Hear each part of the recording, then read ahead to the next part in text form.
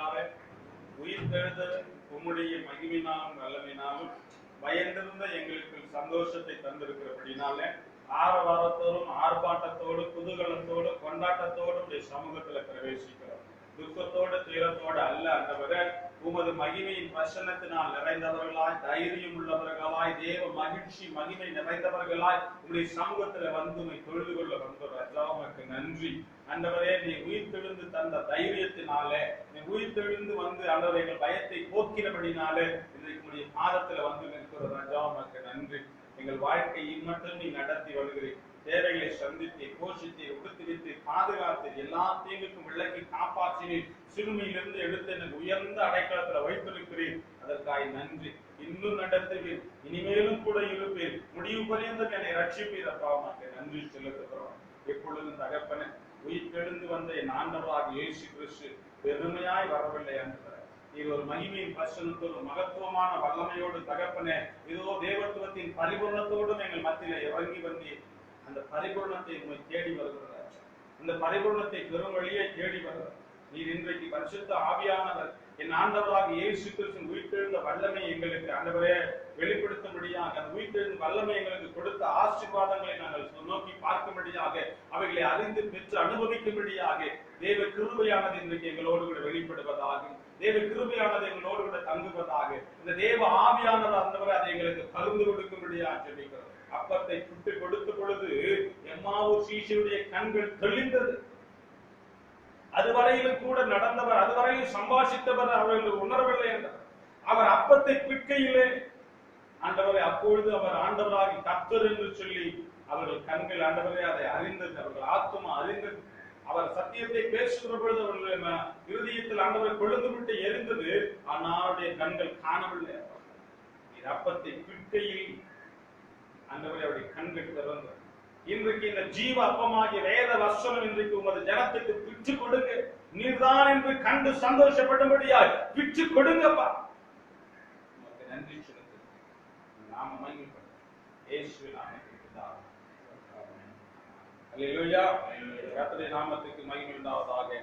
நண்பர்களுடைய பிள்ளைகளே, சபையாகிய உங்களுக்கும் இந்த காணொலியில் இணைந்திருக்கிற சபையாருக்கும் அன்பு நண்பர்களுக்கும் விசுவாச குடும்பத்தார் யாவருக்கும் ஆண்டவராக இயேசு கிறிஸ்துவின் நாமத்தினாலே உயிர்த்தெழுதலின் ஆசீர்வாதங்களையும் உயிர்த்தெழுதினால் வந்த சமாதானத்தையும் சந்தோஷத்தையும் உங்களுக்கு நான் கூறுகிறேன். கர்த்தர் உங்களோடு கூட இருப்பாராக.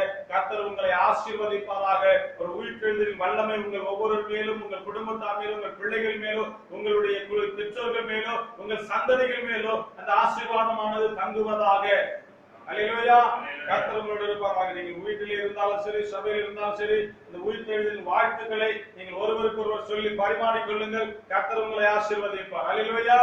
ஆண்டவராக இயேசு கிறிஸ்து நாமத்தினாலே இயேசுவின் உயிர்த்தெழுதலின் வாழ்த்துக்களை உங்களுக்கு மீண்டும் தெரிவிக்கிறேன். சபையாகி நீங்கள் வாழ்ந்து சுகித்திருப்பீர்களாக. இயேசு கிறிஸ்துவினுடைய மகிமையை நீங்கள் பரிபூர்ணமாய் பெற்றுக் கொள்வீர்களாக. கர்த்தர் உங்களோடு கூட இருப்பார். அல்லேலூயா. இப்பொழுது நாம் தேவனுடைய வார்த்தைக்கு நேராக ஆயத்தப்படுவோம். என் அன்பு தேவனுடைய பிள்ளைகளை, இன்றைக்கு ஆண்டவராக இயேசு கிறிஸ்து சபைக்கு தந்திருக்கிறதான ஜீவ வார்த்தை, அல்லேலூயா, அவர் உங்களுக்கு பிச்சு கொடுக்கிற அப்பமானது யோவான் சுவிசேஷம் 11ஆம் அதிகாரம் 25வது வசனத்தை நாம் வாசிப்போம். யோவான் சுவிசேஷம் 11ஆம் அதிகாரம் 25வது வசனம். இயேசு அவளை நோக்கி, நானே உயிர்த்தெழுதலும் ஜீவனுமாய் இருக்கிறேன். நானே உயிர்த்தெழுதலும் ஜீவனுமாய் இருக்கிறேன். என்னை விசுவாசிக்கிறவன் மரித்தாலும் பிழைப்பான். ஆமென் சொல்லலாமா? எத்தனை பேர் விசுவாசிக்கிறீங்களோ அத்தனை பேரும் கர்த்தருக்கு முன்பாக கரங்களை தட்டி மகிமைப்படுத்துகிறார்கள். அல்லேலூயா. அல்லேலூயா. இந்த உலகத்திலே ஒருவர் இருக்கிறார். அவர் பேர் ஆண்டவராக இயேசு கிறிஸ்து அல்லது கர்த்தராகிய இயேசு கிறிஸ்து. அவர் சொல்லுகிறார், நானே உயிர்த்தெழுதலும் ஜீவனுமாய் இருக்கிறேன். இந்த உலகத்தில் இருக்கிற சகல ஜீவனுக்கும் ஜீவன் கொடுத்தவர் நாம் ஆராதிக்கிற இயேசு கிறிஸ்து. அல்லேலூயா. நமக்குள்ளே ஜீவன் இருக்கிறது என்று சொன்னால் அந்த ஜீவன் ஆண்டவராக இயேசு கிறிஸ்து. அவருக்குள் ஜீவன் இருந்தது, அவருக்குள் ஒளி இருந்தது, அந்த ஒளி ஜீவனாய் இருந்தது. அல்லேலூயா. அந்த ஜீவன் உங்களுக்குள்ளும் எனக்குள்ளும் இருக்கிறது. நம்முடைய ஆண்டவராக இயேசு கிறிஸ்துவினுடைய ஜீவன் மரணத்தை ஒருபோதும் கட்டி வைக்க முடியும், மரணத்தால் கட்ட முடியாத ஒரு ஜீவன். ஆகவே தான் ஆண்டவர் கல்லறை கெத்செமனே தோட்டத்துக்கு போகும்போது சொன்னார், நான் என் ஜீவனை கொடுக்கவும் எனக்கு அதிகாரம் இருக்கிறது, அதை எடுத்துக்கொள்ளவும் எனக்கு அதிகாரம் இருக்கிறது என்று சொன்னார். ஆண்டவராக இயேசு கிறிஸ்துவை ஒருவன் தானாக பிடித்து கொலை செய்ய முடியாது. அந்த கொலைக்கு தன்னை ஒப்பு கொடுத்தார். அதாவது உலகத்தாருடைய பாவங்களை தன்மேல போட்டுக்கொண்டு அந்த பாவத்திற்கு மறிக்கும்படியா தன்னை தானே ஒப்பு கொடுத்தார். அல்லேலூயா. ஆகவே அவர்கள் கொலை செய்தார்கள். கொலை செய்த பின்பு பாவமானது நிவர்த்தி செய்யப்பட்டது. இந்த உலகத்தில் இருந்த சகல ஆதாம் தொடங்கி அவன் மூலமாய் அவன் சந்ததிகள் பிறந்து அந்த சந்ததியில வந்த ஜென்ம சுபாவத்தையும் கிரியைகளாக உண்டான உலகத்தின் மொத்த பாவத்தையும் ஆண்டவராக இயேசு கிறிஸ்து சிலுவை மரணத்தினாலே தீர்த்துவிட்டு உலகத்தை பரிசுத்தமாக்கினார். அந்த பரிசுத்தமாக்குவதற்கு பூமியின் மேல் அவருடைய பரிசுத்தமான ரத்தம் சிந்தப்பட்டது. அப்போது பூமி முழுவதும் பரிசுத்தமானது. பூமியின் மேல் இருந்த சாபம் நீங்கி போனது. அல்லேலூயா. இப்ப பூமி பரிசுத்தமாயிருக்கு. பரிசுத்தமாயிருந்த பூமியில அவரை விசுவாசிக்கிறவர்களுக்கு ஒரு வாய்ப்பு கொடுத்த உலகத்திலிருந்து கட்டாயத்தினால் அல்ல, வலுக்கட்டாயம் பண்ணி அல்ல, என்னை விசுவாசிக்கிறவன், அல்லேலூயா, என்னை விசுவாசிக்கிறவன் மரித்தாலும் பிழைப்பான். நான் உயிர்த்தெழுந்திருக்கிறேன், நானே உயிர்த்தெழுதும் ஜீவனுமாய் இருக்கிறேன். என்னை விசுவாசிக்கிறவன் மரித்தாலும் பிழைப்பான்.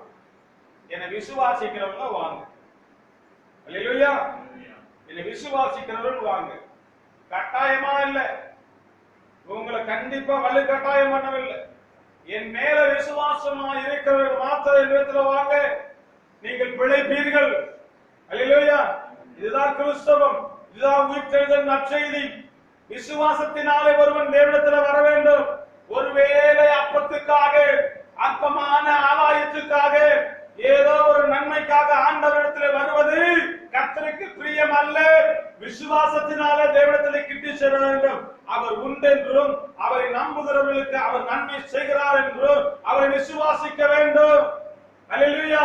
அவர் உன் பாவத்துக்காக ரத்தம் சிந்தினார் என்றும் உனக்காக அவர் ஜீவனை தந்து அவர் மரித்து அடக்கம் பண்ணப்பட்டு உயிரோடு கூட எழுந்தார் என்றும் விசுவாசிக்க வேண்டும்.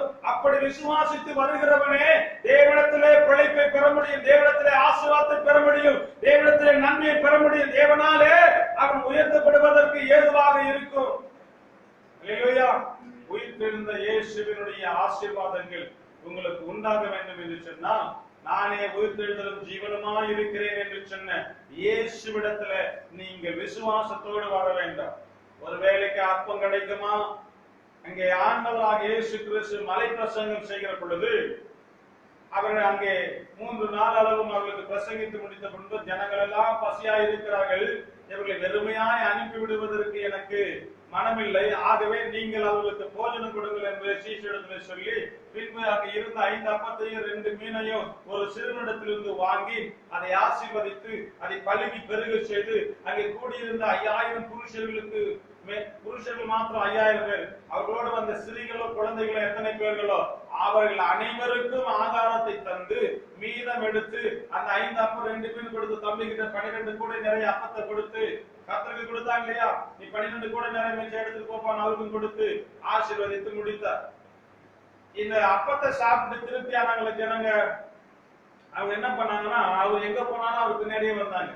அவங்க வேலை செய்யல, அவங்க போய் உழைக்கல, சம்பாதிக்கல, தங்களுக்கு உண்டான ஆகாரத்தை தேடல, எல்லாரும் இயேசு பின்னாடியே போனாங்க. ஆண்டவர் சொன்னார், நீங்க என்னை எதுக்கு பின்பற்றுவீங்க நல்லா தெரியும், நீங்க அப்பத்தை ருசித்தபடினால அப்பத்தை தேடியே என்ன பின்னாடி வரீங்க, என் வார்த்தைகளை கேட்கலன்னு சொன்னார். இல்லையா? அது ஒரு வேலை போஜனத்துக்காகவோ அற்பமான ஆதாயத்துக்காகவோ ஏதோ ஒரு வியாதி சுகமாகவோ டாக்டர் கிட்ட போனா நல்லது நடக்குது, டாக்டர் கிட்ட போனா இந்த டாக்டர் கைராசி, இந்த டாக்டர் கிட்ட போனா இது சரியா போயிடும் அப்படின்னு சொல்ற மாதிரி நம்ம இயேசு கிட்ட போய் கொஞ்சம் மண்ணி போட்டு வேஷம் போட்டு அழுது கண்ணீர் சிந்தி ஏதோ ஒரு சுகம் பெற்று விடலாம் என்று சொன்னால் சுகத்தை மாத்திரம் பெறுவீர்கள், ஜீவனை பெறமாட்டீர்கள். அல்லேலூயா. சுகத்தை பெறுவீர்கள், அந்த வேலைக்கான நன்மை உங்களுக்கு கிடைக்கும், ஆனால் உங்கள் ஆத்துமாவுக்கான நன்மை கிடைக்காது. ஒரு நாள் வாழ்வை இன்பம் என்று எண்ணி வருவது போல விட்டில் பூச்சி போல அந்த ஒளியிடத்துல வராதீர்கள். நீங்கள் மறித்து போங்க. விட்டில் பூச்சி ஒளியை சுற்றி வந்து செத்து போய் விடும். நீங்க விட்டில் பூச்சியா இருக்காதீங்க. அந்த ஒளியிடத்துல இருந்து வாழுகிற ஒரு நல்ல ஜீவனா இருக்க பழகுங்க. நானே உலகத்தின் ஒளி என்று சொன்னார் நம்முடைய ஆண்டவராக இயேசு கிறிஸ்து. ஆகவே அற்பமான ஆதாயத்துக்காக தேடி வருகிற வெட்டில் பூச்சியை போல வந்து விளக்கொலியை சுற்றி திரிகிற வெட்டில் பூச்சியை போல அல்ல, எப்பொழுதுமே அந்த ஒளியின் வெளிச்சத்தில் வாழுகிற ஒரு நல்ல ஜீவனாக இருப்பதற்கு நீ பிரயாசப்படு. நானே உயிர்த்தெழுதும் ஜீவனமாய் இருக்கிறேன் என்று சொன்னார். அவரை விசுவாசிக்கிறவர்கள் பிழைப்பீர்கள். இந்த காணொலியின் மூலமாய் காண்கிற சபையாரும் நண்பர்களும் விசுவாச குடும்பத்தாரும் இந்த சபையிலே கூடியிருக்கிற உங்கள் ஒவ்வொருவருக்கும் கர்த்தருடைய வார்த்தை சொல்லுகிற உயிர்த்தெழுந்த இயேசு உன்னை பிழைப்பூட்டுவார், முடிவு பரிந்து உன்னை நடத்துவார், உன் ஆத்துமாவை திருப்தியாக்குவார். எந்த சூழ்நிலையில் உன் தேவைகளை கர்த்தர் சந்திப்பார். ஒரு நாள் உன்னை வெட்கப்படுத்த மாட்டார். அவர் உனக்கு எல்லாவித சமாதானத்தை கட்டளையிடுவார். அவர் உன்னை கைவிட மாட்டார். அல்லேலூயா. அவருடைய கரம் உன்னை ஒருபோதும் கைவிடார். என் கரம் குறுகினதோ, என் வல்லமை குறுகிற்றோ. அல்லேலூயா. நான் பாடினோம், வானம் பூமி ஒளிந்து போகும், என் வார்த்தைகளோ ஒரு நாளும் ஒளியாது என்று சொன்னார். அல்லேலூயா. அவருடைய கரத்தை ஒருவனாலும் மடக்க முடியாது. நீட்டின கரத்தை மடக்கத்தக்கவன் யார்? என் கரம் செய்கிறதை தடுக்கிறவன் யார் என்று சொன்னார். அல்லேலூயா. அவர் உனக்கு நன்மை செய்யும்படியாக, உன்னை ஆசீர்வதிக்கும்படியாக, உன் தேவைகளை சந்திக்கும்படியாக, உன் பிள்ளைகளை காக்கும்படியாக, ஏற்ற நேரத்தில் உனக்கு சகாயம் செய்யும்படியாக, உன் அவமானங்களை மாற்றி உன் தலையை உயர்த்தும்படியாக, உனக்கு எல்லா நேரத்திலும் உனக்கு நன்மை உண்டாகும்படியாக தேவன் திட்டம் பண்ணி இருக்கிற காரியத்தை இந்த உலகத்தில் எந்த அதிகாரம் மாற்ற முடியாது. அவர் உனக்காக நீட்டப்பட்டிருக்கிற கரத்தை எந்த வல்லமையும் அடக்க முடியாது. அல்லேலூயா. நண்பர்களுடைய பிள்ளைகளே, நீங்கள் கர்த்தரை விசுவாசியுங்கள், உயிர்த்தெழுந்த கர்த்தரை விசுவாசியுங்கள், நீங்கள் பிழைப்பீர்கள். அல்லேலூயா. மரித்தாலும் பிழைப்பீர்கள். ஆபிரகாமை எண்ணி பாருங்க. அவன் ஆண்டவராகி கர்த்தரை அவர் விசுவாசித்தான். தன் குமாரனை கேட்ட பொழுது அவன் அப்படியே கொண்டு போனான் கொடுப்பதற்கு, பலி கொடுப்பதற்கு. எதற்காக? மரணத்திலிருந்து உயிரோடு எழுப்ப. என் குமாரனை நான் கொலை செய்தாலும், என் குமாரனை நான் தேவனுக்கு பலி செலுத்தினாலும், அந்த பலி செலுத்தின பின்பு மரணத்திலிருந்து என் குமாரனை உயிரோடு கூட கொடுக்க, உயிரோடு கூட எழுப்ப அவர் வல்லவராய் இருக்கிறார் என்று சொல்லி ஆபிரகாம் விசுவாசித்தான். அந்த விசுவாசம் உங்களுக்குள்ளே வர வேண்டும். உங்கள் பிள்ளைகள் அவருக்கு மரணத்திற்கு கேட்கவில்லை. அன்றைக்கு ஆபிரகாமிடத்தில் கேட்ட தேவன் உங்களிடத்தில் என்னத்தில் கேட்கவில்லை. உங்கள் பாவங்களுக்காக மறிக்க கூட கேட்கவில்லை. அவர் உங்களுக்கும் எனக்கும் உண்டான பாவத்துக்காக அவர் தன்னைத்தானே மதித்தார், தன்னைத்தானே ஒப்பு கொடுத்தார். அவர் மரணத்தை ஏற்றுக்கொண்டார், உங்களுக்கு எனக்கும் வாழ்வை கொடுத்தார். அவர் தனித்திரத்தை ஏற்றுக்கொண்டார், உங்களுக்கு எனக்கு செல்வத்தை கொடுத்தார். அவர் துக்கத்தை ஏற்றுக்கொண்டார், உங்களுக்கு எனக்கு மகிழ்ச்சி கொடுத்தார். அல்லேலூயா. அந்த தேவன் உங்களோடு கூட இருக்கிறார். அவரை விசுவாசியுங்கள். அல்லேலூயா. உங்களுக்கு மரணம் வராது, உங்கள் வாழ்க்கை மறிக்காது, உங்கள் வருமானம் மறிக்காது, உங்கள் சமாதானம் மறிக்காது, உங்கள் சந்தோஷம் மறிக்காது, உங்கள் சுகவாழ்வு மறிக்காது, உங்கள் சரீர சுகமாகிய ஆரோக்கியம் மறிக்காது. அது என்றைக்கும் உங்களுக்கு ஆரோக்கியமாக ஆசீர்வாதமாக இருக்கும். அல்லேலூயா. கர்த்தர் அவைகளை பிழைக்க செய்வார். நண்பர்களுடைய பிள்ளைகளே, நம்முடைய ஆண்டவராக இயேசு கிறிஸ்து உயிர் தெழுந்தாரா, நீங்க பார்த்தீங்களா அப்படின்னு நிறைய பேர் உங்களை கேட்கிறாங்க. இல்லையா? நம்முடைய ஆண்டவராக இயேசு கிறிஸ்து உயிர் தெழுந்தார் என்று எத்தனை பேர் விசுவாசிக்கிறீங்க? உலகம் என்னை பார்த்து, நீ பாத்தியா, நீ காந்தி சுதந்திரம் வாங்கி கொடுத்தாங்க, நீ பாத்தியா அப்படின்னு கேட்க. அப்படி ஆயிப்போச்சு இன்னைக்கு இருக்கிற உலகம். அல்லேலூயா. நாம் ஆராதிக்கிற ஆண்டவர் உயிர் தெழுந்தார். கல்லறையில வைக்கப்பட்ட ஒருவரை கல்லறையிலே காண முடியாது. அல்லேலூயா. எல்லாரும் சொல்றாங்க அவர் களவாடி திருடிட்டு போயிட்டாங்க, களவாடிட்டு போயிட்டாங்க அப்படி. களவாடிட்டு போகிறவன் என்ன எடுத்துட்டு போக மாட்டான், என்ன விட்டுட்டு போக மாட்டான். கல்லறைக்குள்ள வச்சாச்சு, பெரிய கல் ஒண்ணு போட்டு மூடிட்டாங்க. ஏன்னா நம்ம யூத ஆசாரியர்கள் என்ன பண்ணிட்டாங்க, 3ஆம் நாள் உயிர்த்தெழுவேன்னு சொல்லிட்டான். அதனால அவ முந்தின எத்த பார்க்கல, பிந்தின எத்த பெருசா இருக்கும், அதனால நீங்க முதல்ல காவல் பண்ணணும்னு சொல்லி பிலாத்துட்ட போகும்போது, ஏன் உங்களிடத்துலதான் வீரர்கள் போறவர்கள் உண்ட, காவலர்கள் உண்ட, நீங்கள் போய் காவல் காத்துக் கொள்ளுங்கன்னு சொல்லி பிலாத்து சொல்லிட்டார். இவங்க போனாங்க, கல்லறை பெரிய கண்மலைக்குள்ள வெட்டப்பட்ட புதிதாக வெட்டப்பட்ட அந்த கல்லறைக்குள்ள ஆண்டவர் வச்சுட்டாங்க. வச்ச உடனே அந்த இடத்துல பெரிய கல்லை புரட்டி வச்சுட்டு செக்யூரிட்டி, அதாவது ஷிப்ட் கணக்குல செக்யூரிட்டி போட்டாச்சு, காவலாளர்கள் போட்டாச்சு. இப்ப காவல் காத்துக்கிட்டு இருக்கிறாங்க. திருடன் திருட்டு போனா கல்ல புரட்டணும், காவலாளர்கள் எல்லாம் அடித்து கொலை செய்திருக்கணும், இல்லைன்னா அவங்க திசை திருப்பி அவங்க எல்லாரையும் மாத்திக்கணும். நீங்க ஏதோ 2 பேர் மட்டும் காவல் காத்துனாங்க பரவாயில்ல, 3 ஷிப்ட் ஆட்கள் என்ன செய்தாங்க, காவலிலே இருக்கிறார்கள், அந்த கல்லறையை பார்த்து கொண்டிருக்கிறாங்க. அப்படி இருக்கிற காவலர்களை விரட்டவில்லை, கல்லையும் புரட்டவில்லை. உள்ள இருக்கிற அவனுடைய சடலத்தை எடுக்கணும்னு சொன்னா என்ன எடுக்கணும், அப்படியே தூக்கிட்டு போகணும். ஆனா என்ன பண்ணிருக்க கூடாது, சீலைகள் என்ன இருந்தது, நம்ம வாசித்த வேத பகுதியில சீலைகள் அங்கே இருந்தா. சீலை என்ன, சேலை, நம்ம இன்னைக்கு சேலை சுத்தமான தமிழ்ல சீலைகள். சீலைகள் அவிழ்த்து வைக்கப்பட்டது, தலையில சுத்தப்பட்ட தனியான ஒரு சீலை, உடல் முழுதும் சுத்தப்பட்ட சீலைகள் தனியானலாம். கொண்டு போற 3 நாள் அது நாத்து அடிக்கும். அந்த சரீரத்தை கொண்டு போய் ஏற்கனவே அடிச்சு காயப்படுத்திக்க, நல்ல சரீரம் கூட கொஞ்சம் பொறுமையா இருக்கு. காயப்பட்ட சரீரம், முதுகெல்லாம் வாரினால் அடித்து பிக்கப்பட்ட சரீரம், தலையிலே முள்முடினாலே குத்தி கிழிக்கப்பட்ட சரீரம், கைகளிலும் கால்களிலும் காயங்களால கிழிக்கப்பட்ட சரீரம், விழா குத்தப்பட்ட ரத்தமெல்லாம் வடித்தோடின சரீரம் எப்படி இருக்கும், நாற்றம் எடுக்கும். சுத்தப்பட்ட துணியை அவுத்துட்டு எவன் தூக்கி போக மாட்டான், அந்த வாடையா எடுத்து போவான்.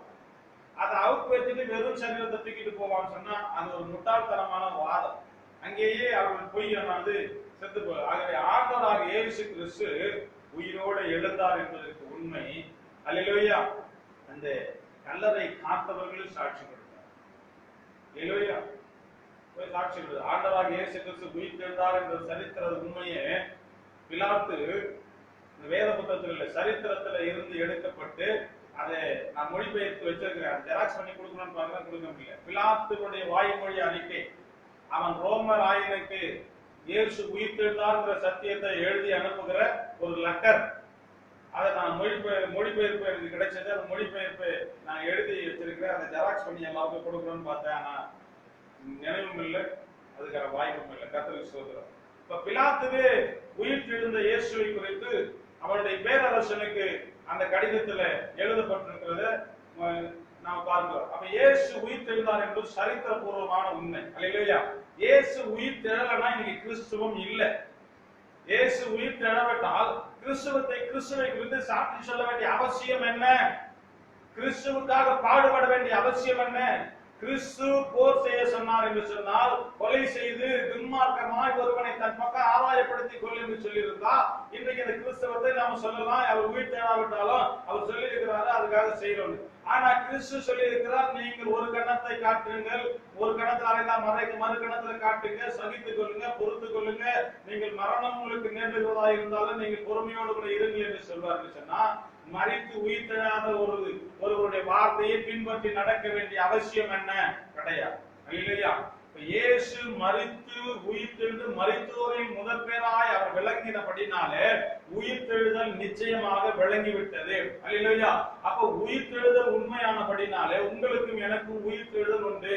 நான் கிறிஸ்துவுக்காக வாழ்ந்து மரிக்கிறபடி நிச்சயம் நாம் உயிர்த்தெழுந்து கிறிஸ்துவோடு கூட அரசால போகிறோம். அல்லேலூயா. ஆக அந்த நம்பிக்கை இருக்கிறபடினால மரணம் நம்மை துக்கப்படுத்த முடியாது, மரணம் நம்மை பயப்படுத்த முடியாது, மரணம் நம்மை வேதனைப்படுத்த முடியாது. ஆகவே மரணம் நமக்கு நல்லது. அல்லேலூயா. அதுதான் பவுல் சொல்ற, மரணமே உன் கூர் எங்க, பாதாளம் உன் ஜெயம் எங்க, கிறிஸ்து எனக்கு ஜீவன், சாவு எனக்கு ஆதாயம் என்று சொன்னார்.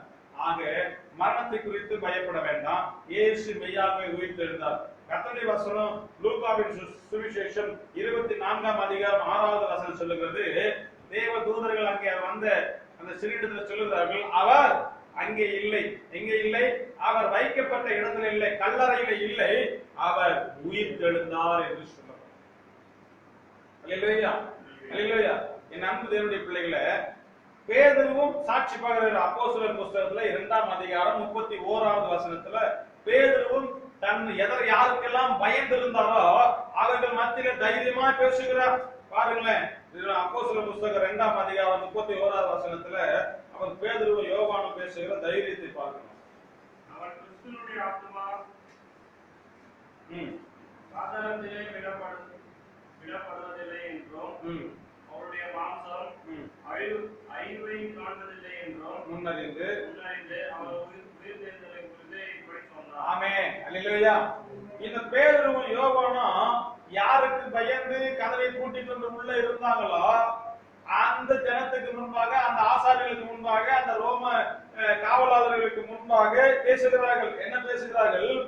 கிறிஸ்துவனுடைய ஆத்மா பாதாளத்திலே விடப்படுவதில்லை என்றும், அவருடைய இயேசு கிறிஸ்துடைய மாம்சம், அதாவது சரீரம் அழிவை காண்பதில்லை என்றும் முன்னறிந்து இயேசு கிறிஸ்துவின் உயிர்த்தெழுதலை குறித்து இப்படி சொன்னார்.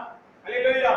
இயேசு கிறிஸ்து உயிர்த்தெழுந்தார் என்பதை குறித்து இவ்வளவு திட்டமும் தெளிவுமாக அறிக்கை கொடுக்கிறதை பார்க்கிறோம். இதை குறித்து நீங்க தொடர்ந்து வாசித்தீங்கன்னா தெரியும். அவர் எப்படி ஆண்டவரை எழுப்பினார், அவரே ஆண்டவர் இயேசுவே கிறிஸ்து, இயேசுவே அபிஷேகிக்கப்பட்டவர், இயேசுவே மேசியா, இயேசுதான் இஸ்ரவேலில் வரப்போகிறவராகிய மேசியா என்று ஆக்கினார் என்று அதில் எழுதப்பட்டிருக்கிறது இந்த 36வது வசனத்துல. ஆகையினால் 36வது வசனம், நீங்கள் சிலுவையிலே அறைந்த இயேசுவை பிதாவாகிய தேவன் ஆண்டவரும் கிறிஸ்துவும் ஆக்கினார் என்று இஸ்ரவேல் குடும்பத்தார் யாவரும் நிச்சயமாய் அறிய கடவர்கள் என்றார். இல்லையா? இது ஆண்டவராகிய இயேசு கிறிஸ்து உயிர்த்தெழுந்தார் என்பதற்கு சாட்சியங்கள். இப்படி பல சாட்சியங்கள் ஏராளம் உண்டு. நம்புவதனுடைய பிள்ளைகள், நம்முடைய செய்தி அதல்ல. ஆண்டவராகிய இயேசு கிறிஸ்து தான் மெய்யான உயிர்த்தெழுதலும் ஜீவனமானவர். உயிர்த்தெழுந்தார் என்பதற்கு இது சாட்சியாக உங்களுக்கு வைக்கிறேன். அவரை விசுவாசிக்கிறவர்கள் நீங்கள் பிழைப்பு, வாழ்க்கையில எந்த பிழைப்பு என்பது உயிர் வாழ்வது. அல்லேலூயா. பிழைப்பு என்பது உயிர் வாழ்வது, மரணம் இல்லாமல் இருப்பது மட்டுமல்ல, வாழுகிற காலத்திலே உங்கள் தேவைகள் ஒன்றில் குறைவுபடாமல் உங்கள் ஆயுஷ் காலம் வரையிலும் உங்களுக்கு எல்லா நன்மைகளையும் கொடுத்து உங்களை வாழ வைப்பது, அதுக்கு பேர் பிழைப்பது. நீங்கள் விரும்புகிற நன்மையான எந்த காரியத்தையும் உங்களுக்கு தந்து உங்கள் ஆத்மாவை சந்தோஷப்படுத்துவது பிழைப்பது. அல்லேலூயா. நீங்கள் விரும்புகிறபடி உங்கள் வாழ்க்கையிலே உயர்ந்திருப்பது பிழைத்திருப்பது. நீங்கள் விரும்புகிறபடி உங்கள் பிள்ளைகளுடைய வாழ்க்கையை அமைத்து கிறிஸ்துவுக்கு முன்பாக நிலைநிறுத்துவது பிழைப்பது. இதெல்லாம் பிழைத்தலை குறிக்கும். அல்லேலூயா. நம்முடைய பிள்ளைகளை, அப்போ விசுவாசிக்கிறவர்கள், உயிர்த்தெழுந்த இயேசுவை விசுவாசிக்கிறவர்கள் பிழைத்திருப்பீர்கள். உங்கள் வாழ்க்கை பிழைக்கும். அல்லேலூயா. உங்கள் எதிர்காலம் பிழைத்ததா இருக்கும். என் அன்புடைய பிள்ளைகளை, இந்த அப்போஸ்தலர் புஸ்தகம்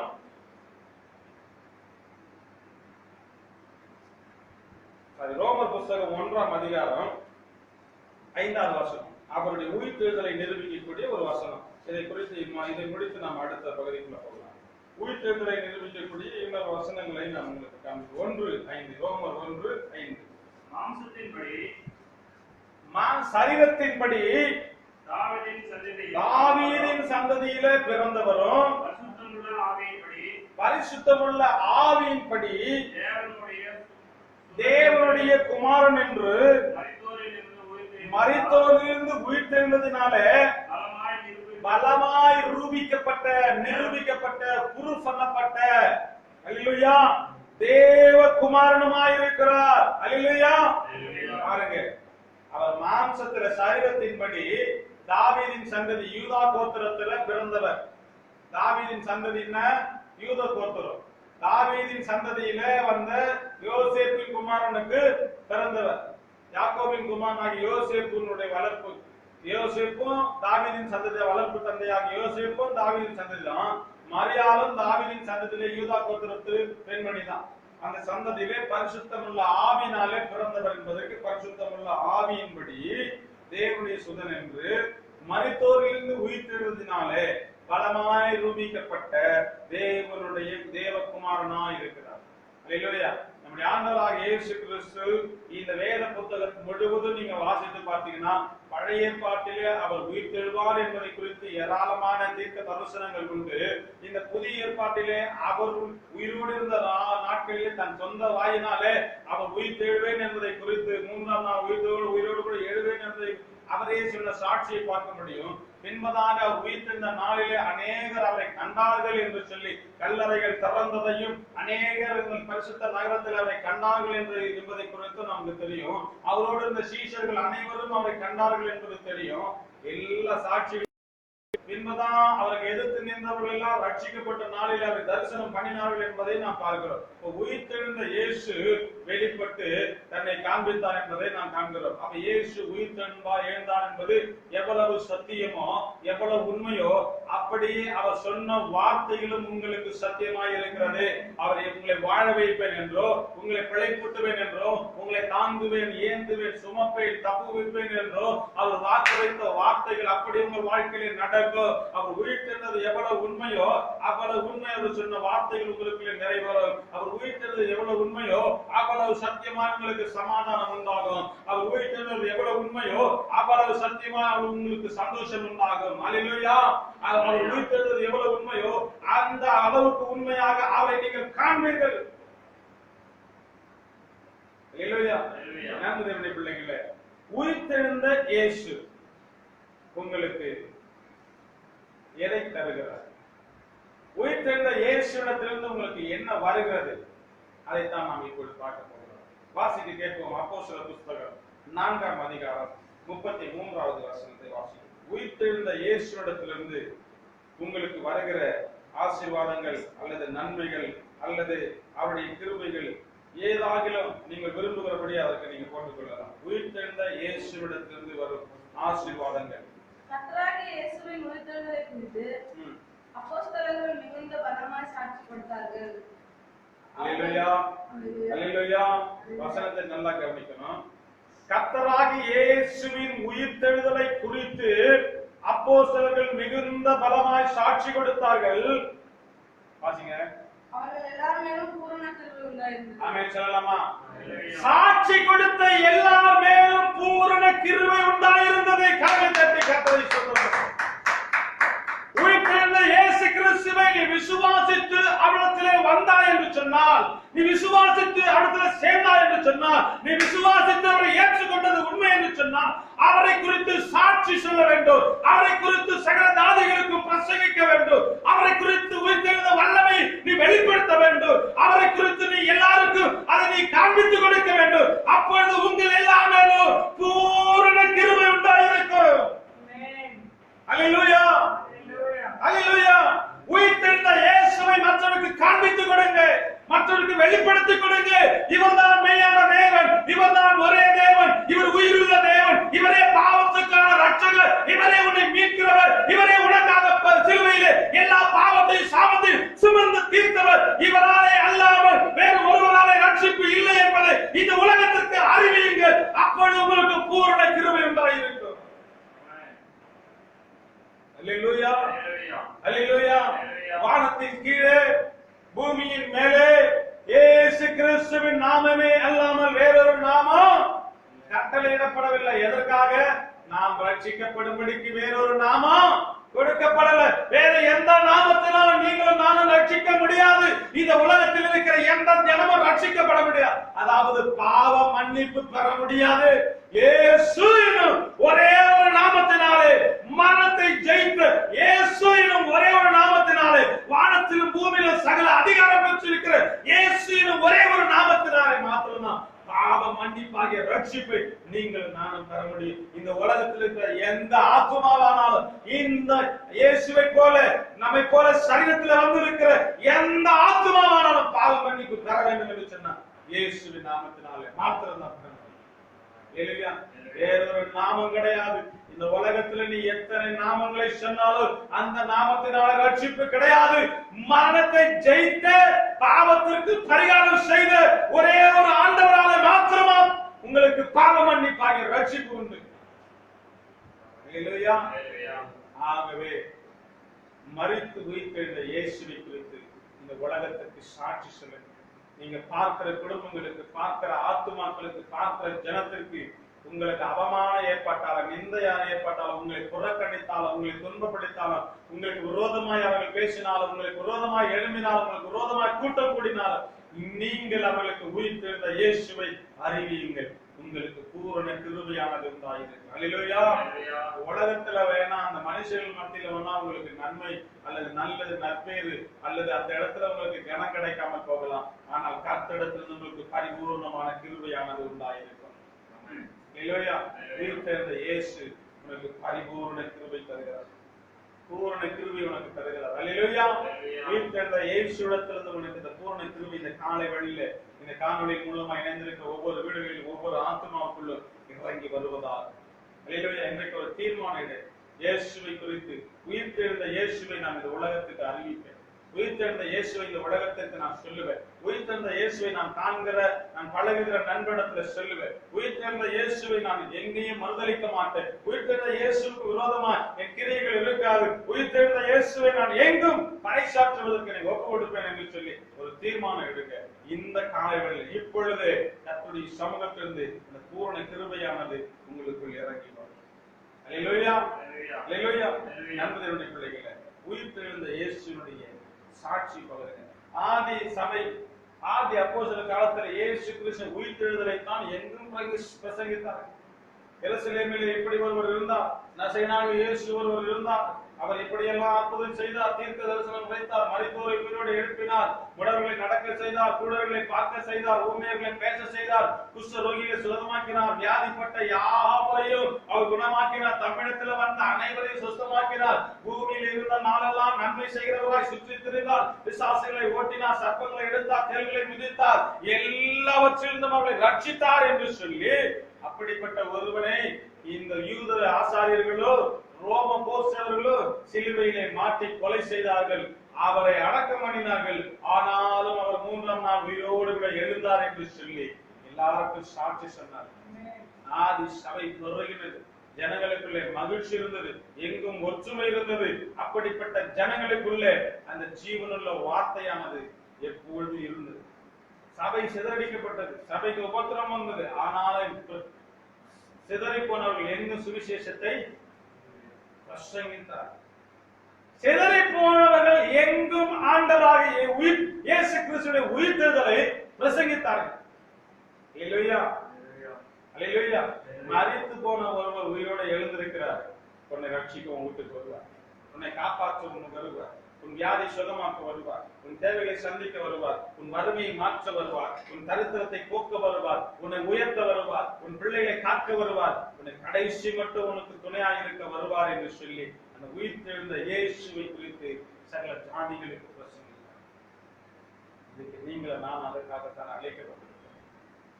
இல்லையா? யான் பெற்ற இன்பம் பெருகை வையகம் என்று சொல்லி எழுதப்பட்டிருக்கிறது போல நான் பெற்றிருக்கிற பாவ மன்னிப்பாகிய ரட்சிப்பை இவ்வுலகம் தர வேண்டும் என்ற அந்த வாக்கு வள்ளுவன் அதைத்தான் எழுதினான். இந்த வேத திருக்குறளை நீங்கள் வாசித்து பார்த்தீர்கள் என்று சொன்னா இந்த பரிசுத்த வேதாகமத்தை குறித்ததான வார்த்தைகள் தான் திருக்குறளில் எழுதப்பட்டிருக்கிறது. இதை நம்முடைய தமிழ் பண்டிதர்கள் 48 மணி நேரம் உலக தமிழ் மாநாட்டில இதை குறித்து பரிசுத்த வேதாகமத்தில் இருக்கிற வார்த்தைகளை தான் திருவள்ளுவர் அந்த தோமாவின் காலத்திலே ரட்சிப்பு பெற்று முதல் நூற்றாண்டில கிபி 49 இந்தியாவுக்கு வந்த தோமாவின் மூலமா ரட்சிப்பை பெற்று இந்த வேத சத்தியத்தை அறிந்து திருக்குறள் எழுதப்பட்ட உலக பொதுமறையான திருக்குறள் எழுதப்பட்டது என்று சொல்லி அதை புல் பண்ணியிருக்கிறாங்க. இன்றைக்கு திருக்குறளுக்கு எழுதப்பட்டிருக்கிற விளக்க உரைகள் எல்லாம் அதை பொய்யாக்கி இந்த விளக்க உரை தமிழுக்கான அர்த்தங்களை இந்த வேதத்தில் இருக்கிற வார்த்தைகளை கொண்டு எழுதப்பட்டிருக்கிறது. அவங்க அதுக்கான வீடியோ காணொளி இருக்கிறது. அதை கொண்டு அவர்கள் அதை நிரூபிக்கப்பட்டிருக்கிறார்கள். அப்போ திருவள்ளுவரும் ரட்சிக்கப்பட்டவர் தான். திருவள்ளுவரும் ரட்சிக்கப்பட்ட. இதை சொன்னா சிலருக்கு தெரியாது. அறிந்தவர்கள் ஆராய்ந்து பார்த்து விட்டு பேசினாங்கன்னா புரியும். ஏதோ பேசும் போது பைத்தியக்காரன் வளர்றான்னு சொல்லுவாங்க. சொல்றவங்க சொல்லட்டும். இதை ஆராய்ந்து பார்த்து விட்டு சொல்லுகிற இந்த சாட்சி உண்மையா சத்தியமா, இது எப்படி அதை ஏற்றுக்கொள்ளப்பட்டது, பல அறிஞர்களால் எப்படி ஏற்றுக்கொள்ளப்பட்டது என்பது அதெல்லாம் புரிந்து கொண்டு பின்பதாக அந்த விளக்கத்தை எல்லாம் அறிந்து விட்டு பின்பதாக வந்து அவர்கள் ஆர்குமெண்ட் பண்ணாங்கன்னா அவங்களுக்கு தெரியும். ஆனா அது புரியாதவங்க ஏற்றுக்கொள்ள மாட்டாங்க. அதை பத்தி நமக்கு கவலை இல்லை. ஆனா சத்தியத்தை சொல்லுவோம். இப்போ உயிர்த்தெழுந்த இயேசுவை நீங்க பிரசங்கிங்க, உயிர்த்தெழுந்த இயேசுவை மற்றவர்களை அறிமுகப்படுத்துங்க. நமக்கு எந்த உயிரும் அதனால லாபமும் கிடையாது. ஆனால் அவர்கள் வாழ்க்கையை பாவ மன்னிப்பாகி ரட்சிக்குண்டு அவர்களுக்கு பூரண கிருபை கிடைக்கும். அவர்கள் ஆத்துமா மரணத்திலிருந்து தப்ப வைக்கப்படும், ஒரு ஆத்துமா நரகத்திலிருந்து மீட்டுக் கொள்ளப்படும். அந்த பாக்கியம் உங்களாலே உண்டாயிருக்கும். ஆகவே நீங்க ஆண்டவராக இயேசு கிறிஸ்துவின் நாமத்தினாலே உயிர்த்தெழுந்த இயேசுவை மற்றவர்களுக்கு அறிமுகப்படுத்துவதற்கு, சாட்சி கொடுப்பதற்கு, பலமாய் சாட்சி கொடுக்கணும். அல்லேலூயா. கடினமான காலத்துல வலுவாய் நின்ற சாட்சிகள் என்று சொல்லி ஏற்கனவே உங்களுக்கு நான் பிரசங்கித்திருக்கிறேன். அல்லேலூயா. அப்படி போல நோவாவை போல, ஆபிரகாமை போல, தானியேலை போல, சாத்ராக் மேஷாக் ஆபேத்நேகோவை போல வலுவாய் நிற்க வேண்டும். சாட்சிகளாக வலுவாய் நீங்கள் சாட்சியை, நீங்கள் தேவனுடைய சாட்சியை, உயிர்த்தெழுதலை பிரசங்கிக்க வேண்டும், மற்றவர்களுக்கு சொல்ல வேண்டும். அப்பொழுது பூரண கிருபை முதலாவது உங்கள் மேல இருக்கும். கர்த்தர் உங்களை ஆசீர்வதிப்பாராக. நண்பர்களுடைய பிள்ளைகளே, அடுத்ததாக நாம் இன்னொரு வசனத்தை வாசிக்கலாம். அப்போஸ்தலர் புத்தகம் 26வது அதிகாரம் 23வது வசனத்தை வாசிக்கலாம். அடுத்து உங்களுக்கு உயிர்த்தெழுந்த இயேசு உங்களுக்கு கொடுக்கிற ஆசீர்வாதங்களை பார்க்கலாம். தீர்க்கதரிசிகளும் மோசேயும் 26:23 கரெக்ட். முன்னமே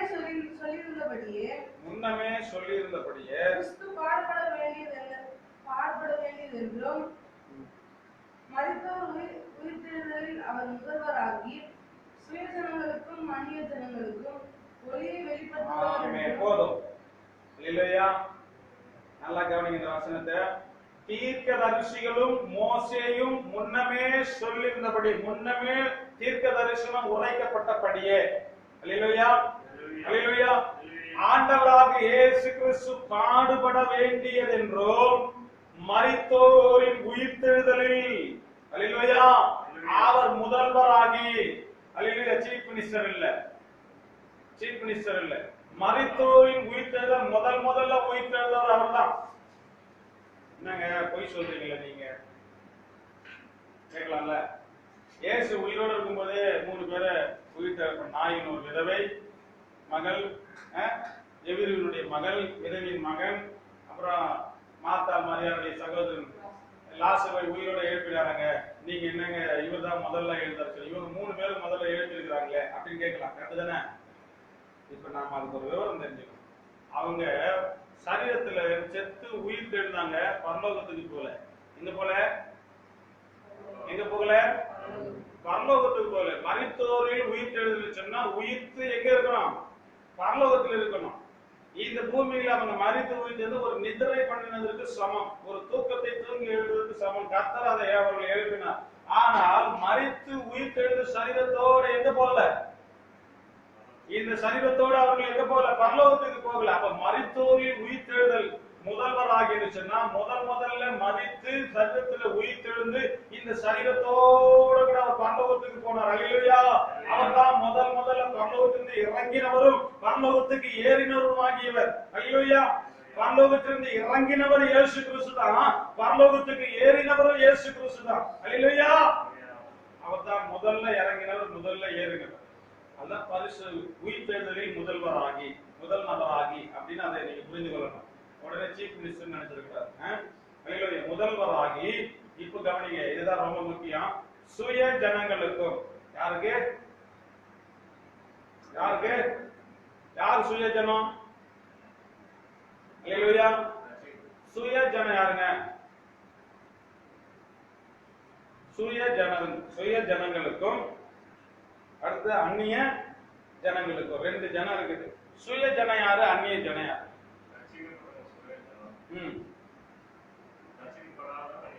ஆமென். அல்லேலூயா. இப்படி கூட சொல்லலாம் சில பேர். இஸ்ரவேலர்கள் சுய ஜனம் என்றும் மற்ற புறஜாதிகள் அந்நிய ஜனம் என்றும் சொல்லலாமா இல்லையா? ஏன்னா அவர் தமக்கு சொந்தமானதிலே வந்தால் அவர்கள் அவரை ஏற்றுக்கொள்ளவில்லை. ஆமென். எதுல வந்தாரு? சொந்தமானதுல வந்தார். யூதா கோத்திரம் அவர்கள் சொந்த ஜாதியில, சொந்த கோத்திரத்துல, சொந்த குலத்துல வந்தார். ஆனால் அவர்களை ஏற்றுக்கொள்ளவில்லை. கரெக்டா? அப்போ அவருடைய சொந்த ஜனத்துக்கும் வெளிப்படுத்தினார், அந்நிய ஜனமாகிய புறஜாதிகளாகிய நமக்கும் வெளிப்படுத்தினார். இல்லையா? என்ன வெளிப்படுத்தினாருங்க? இல்லையா? இதான் ரொம்ப முக்கியம். ஒளியை வெளிப்படுத்துகிறவர் என்றும் சொல்லுகிறேனே அன்றி வேறொன்றை நான் உங்களுக்கு சொல்லுகிறேன். உயிர்த்தெழுந்த இயேசு உங்களுக்கு ஒளியை தருகிற தேவன், உங்கள் மனக்கண்களை திறக்கிற தேவன், உங்கள் பார்வையின் வெளிச்சத்தை பெரிதாக்குகிற தேவன், உங்களுடைய பார்வையின் தூரத்தை அதிகப்படுத்துகிற தேவன், உங்களுடைய நாளைய காரியத்தையும் பின்வரும் காரியத்தையும் முன்னமே அறியக்கூடிய அளவுக்கு உங்களுடைய ஞானத்தை பெருகக்கூடிய தேவன், உங்களுக்கு ஒளியை தரக்கூடிய தேவன். இல்லையா? உயிர்த்தெழுந்த இயேசு உங்களுக்கு ஒரு கூர்மையான அறிவு வெளிச்சத்தை, ஞான வெளிச்சத்தை தருகிறது. இல்லையா? தேவன் இன்னார் என்று அறியக்கூடிய அறிவு வெளிச்சம், மெய்யான தேவன் இன்னார் என்று அறியக்கூடிய அறிவு வெளிச்சத்தை உங்களுக்கு தரக்கூடியவர். இரண்டாவது, நான் யார், என்னுடைய பாவம் எப்படிப்பட்டது, என் பாவம் மன்னிக்கப்பட்டிருக்கும் நிச்சயம் இருக்கிறதா, நான் மன்னிப்பு பெறுவதற்கு யாரிடத்துல போக வேண்டும், அதற்கு நான் என்ன செய்ய வேண்டும், நான் எதை ஒப்புவிக்க வேண்டும் என்று அறியக்கூடிய, சுய பரிசோதனை செய்யக்கூடிய அறிவு என்னும் வெளிச்சத்தை தரக்கூடியவர். அல்லேலூயா, அல்லேலூயா, அல்லேலூயா. இதுக்கு பின்பாக என் வாழ்க்கை உயர வேண்டும் என்று சொன்னால், என் வாழ்க்கை மேன்மைப்பட வேண்டும் என்று சொன்னால், என் வாழ்க்கை தேவைகள் சந்திக்கப்பட வேண்டும் என்று சொன்னால், நான் ஒன்றுக்கும் குறைபடாமல் ஒரு ஐஸ்வர்யம் உள்ளவனாக வாழ வேண்டும் என்று சொன்னால், யாரிடத்திலே போக வேண்டும் என்று நான் புரிந்து கொள்ளக்கூடிய வெளிச்சத்தை தரக்கூடிய. அல்லேலூயா, அல்லேலூயா. இந்த பூமியில நான் பிறந்து விட்டேன், நான் வாழ்ந்து கொண்டிருக்கிறேன், நான் மரித்த பின்பு எங்கே போவேன் என்று நான் உணரக்கூடிய அந்த நித்திய ஞானத்தை கொடுக்கக்கூடிய வெளிச்சம், நித்திய ஞானமாகி வெளிச்சத்தை கொடுக்கக்கூடியது. இல்லையா? வேற வெளிச்சம் இந்த உலகத்தினுடைய அசுத்தமான காரியங்களை உங்களுக்கு காண்பித்து கொடுக்கிற தேவன் அல்ல. உங்களுக்கு உயிர்த்தெழுந்த தேவன் தன்னுடைய சுய ஜனங்களுக்கும் அந்நிய ஜனங்களுக்கும் ஒளியை கொடுக்கிறார். உலகத்தின் ஒளியாகிய இயேசு தமது முகத்தின் பேரொளியாகிய அந்த மகிமையின் ஞானத்தை, மகிமையின் வெளிச்சத்தை உங்கள் மேல பிரகாசிக்க பண்ணுகிறது. சுவிசேஷத்தின் ஒளியாகிய அந்த வெளிச்சத்தை எங்கள் இருதயங்களிலே பிரகாசிக்க செய்தார் என்று பவுல் சொன்னது போல, அந்த பேரொளி உங்கள் இருதயங்களிலே பிரகாசிக்கும்படியாக ஆண்டவராகிய இயேசு கிறிஸ்து உயிர்த்தெழுந்தார். இயேசு கிறிஸ்து உயிர்த்தெழாவிட்டால் இந்த சுவிசேஷத்தின் வார்த்தைகள், இந்த சுவிசேஷத்தின் வல்லமைகள், இந்த சுவிசேஷத்தின் அபிஷேகம் உள்ள வார்த்தைகள் உங்கள் இருதயங்களிலே பிரகாசித்திருக்காது. அல்லேலூயா. இந்த ஆண்டவராக இயேசு கிறிஸ்து உயிர்த்தெழாவிட்டால் நான் ஒரு கல்லையோ மண்ணையோ நம்பி அதற்கு தினமும் அபிஷேகம் பண்ணி இருப்பேன். அந்த கல்லுக்கு முன்னால உட்கார்ந்து தினந்தோறும் நான் கந்த சஷ்டி கவசத்தையோ கந்த குரு கவசத்தையோ அபிராமி அந்தாதையோ தினந்தோறும் பாடி இருப்பேன். இதுதான் என்னுடைய முந்தைய வாழ்க்கை. இந்த ஆண்டவராக இயேசு கிறிஸ்து உயிர்த்தெழுந்த அந்த தேவன் அவர் எனக்கு வெளிப்படுத்தின வெளிச்சத்தை கொண்டு, அவர் எனக்கு காண்பித்து கொடுத்து அந்த நித்திய ஞானத்தை கொண்டு இன்றைக்கு அவருக்கு முன்பாக நிற்கிறேன். அவருடைய வெளிச்சத்தை நான் உலகத்துக்கு அறிவிக்கிறேன். அவர் எனக்கு கொடுத்த அறிவை நான் மற்றவர்களுக்கு வெளிப்படுத்துகிறேன். இல்லையா? இன்றைக்கு நான் கல்லுக்கு முன்னுக்கு கட்டப்பட்டிருந்த வாழ்க்கை மாறி ஜீவனுள்ள தேவனுக்கு முன்பாக ஒரு ஆசாரியனாய், ஒரு ஊழியக்காரனாய் நான் நிற்கிறேன். இல்லையா? காரணம் என்ன? உயிர்த்தெழுந்த இயேசு என் இருதயத்தில் பாய்ச்சின அந்த ஒளி வெள்ளம், உயிர்த்தெழுந்த இயேசு எனக்கு கொடுத்திருந்த அந்த ஞானம், உயிர்த்தெழுந்த இயேசு எனக்கு கொடுத்திருந்த புரிதல், உயிர்த்தெழுந்த இயேசு எனக்கு கொடுத்திருந்த அந்த இருள் விலகப்பட்டு எனக்குள்ளே அந்த வெளிச்சமானது உதித்தது. ஆகினாலே நான் இன்றைக்கு கர்த்தரை, நான் உயிர்த்தெழுந்த இயேசுவை நான் பிரசங்கித்துக் கொண்டிருக்கிறேன். நண்பு தேவனுடைய பிள்ளைகளை, உயிர்த்தெழுந்த இயேசு சுய ஜனங்களுக்கோ புறஜாதிகளாகி நம் எல்லோருக்கும் ஒரு வெளிச்சத்தை கொடுத்தார். இல்லையா? இருளில் இருக்கிற ஜனங்கள் பெரிய வெளிச்சத்தை கண்டார்கள், எழுதப்பட்டிருக்கிறது அல்லவா? இல்லையா? இன்னைக்கு உங்களுக்கும் எனக்கும் உயிர்த்தெழுந்த இயேசு அந்த பெரிய வெளிச்சத்தை கொடுத்தார். பாவம் மன்னிப்பாகிய ரட்சிப்பு என்னும் வெளிச்சம், இல்லையா? மீட்பு என்னும் வெளிச்சம். உனக்கு ஒரு மேய்ப்பர் இருக்கிறார். அவர் உன்னை மேய்ப்பார், அவர் உன்னை நடத்துவார், உன்னை போஷிப்பார், உன்னை நடத்துவார். அல்லேலூயா. உன்னை திருப்தியாக்குவார், உன்னை நடத்துவார். ஒரு பக்கம் உனக்கு ஊட்டுவார், ஒரு பக்கம் உன்னை லீட் பண்ணுவார், ஒரு பக்கம் உனக்கு ஃபுட் அவரே கொடுக்கிறாரு, ஒரு பக்கம் அவர் கைட் பண்றாரு. எவ்வளவு திரும்பப்பாரு. அல்லேலூயா, அல்லேலூயா. அந்த தேவன் உனக்கு இந்த ஞானத்தை கொடுக்கிறார். நீங்க புரிந்து கொள்ள வேண்டும். உயிர்த்தெழுந்த இயேசு வராவிட்டால் நீங்கள் நானே இன்றைக்கு அழிந்து போயிடும். உயிர்த்தெழுந்த இயேசு உங்களுக்கு அந்த வெளிச்சத்தை கொடுக்காவிட்டால் நீங்கள் நானும் இனி இருளிலே தான் இருந்திருக்கும். இல்லையா? இருளில் இருக்கிற ஜனங்கள் பெரிய வெளிச்சத்தை கண்டார்கள் என்பது எவ்வளவு உண்மையோ அந்த அளவு அந்த வார்த்தை உங்கள் வாழ்க்கையை நிறைவேறுகிறது. அதுதான் இன்னொரு வசனம் சொல்லுகிறது, அந்த காலத்தில் இருக்கிற நம்மை. இல்லையா? எங்க இருந்தோம்? அந்த காலத்தில் இருந்தோம். ஒருவரும் நம்மை பார்க்க கூடாதபடிக்கு இருள் சூழ்ந்திருந்தது. ஒருவரையும் நாம் காணக்கூடாதபடிக்கு அந்த காலத்துக்குள்ளாக அகப்பட்டுக் கொண்டிருந்தோம். ஆனால் ஆச்சரியமான ஒளிக்கு அழைத்திருந்தார் நம்ம. அல்லேலூயா. ஆச்சரியமான ஒளி, ஆச்சரியமான ஒளி. அந்த ஒளி வானத்திலே ஒரு ஒளி பிரகாசிக்கிறது. அந்த ஒளி ஆச்சரியமாய் இருக்கிறது. இருளுள்ள ஸ்தலங்களிலே பிரகாசிக்கிறது. அந்த ஒளி ஒரு வித்தியாசமாய் இருக்கிறது. அந்த ஒளிக்கு முன்பாக கர்த்தர் உன்னை அழைத்தார். அந்த ஒளியின் அருகாமையில் உன்னை அழைத்தார். அந்த ஒளியினுடைய பாதத்தில் உன்னை அழைத்தார். அந்த ஒளியை உன்னை பிரகாசிக்க செய்தார்.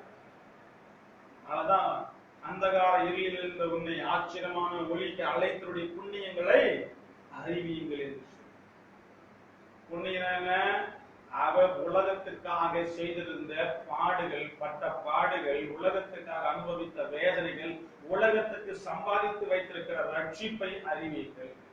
அல்லேலூயா, அல்லேலூயா. ஆகவே அந்தகார இருளில் இருந்த நம்மை ஆச்சரியமான ஒளிக்கு அழைத்திருக்கிறார். அந்த ஒளியை கர்த்தர் உனக்கு தந்திருக்கிறார். உயிர்த்தெழுந்த இயேசு. அல்லேலூயா, அல்லேலூயா. நண்பர்களுடைய பிள்ளைகளே, அடுத்ததாக 1 கொரிந்தியர் புஸ்தகம் 15ஆம் அதிகாரம் 21, 21, 22, 23 வசனங்களை வாசிக்கலாம்.